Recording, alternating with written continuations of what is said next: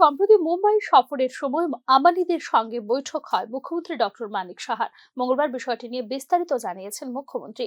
মুকেশ আম্বানি এবং তার পুত্রের সঙ্গে বৈঠক হয়েছে প্রায় 50 মিনিট। ত্রিপুরায় আসার আগ্রহ প্রকাশ করেছেন তারা নিজেরাই।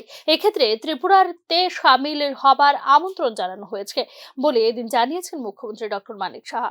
ত্রিপুরায় বাঁশ, আগর, পর্যটন, আইটি ইত্যাদি ক্ষেত্রে ব্যাপক সম্ভাবনা রয়েছে। এক্ষেত্রে তারা প্রজেক্ট নিয়ে আসলে বেকার সমস্যার সমাধানে উপকৃত হবে রাজ্য বলে এদিন জানিয়েছেন মুখ্যমন্ত্রী।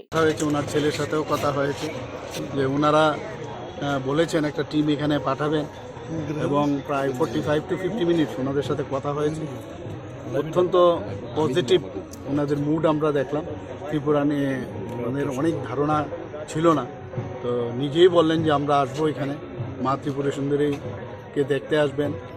তো সব দিকে আমার মনে হয় যে আগামী দিনে আমাদের এখানে ওনারা যদি বিভিন্ন প্রজেক্ট নিয়ে আসেন, আমাদের বেকার সমস্যার যে অনেক সময় বেকাররা বলছে এখানে বড় বড় ইন্ডাস্ট্রি নেই, তো এটারও অনেকটা সমাধান হবে আশা করি।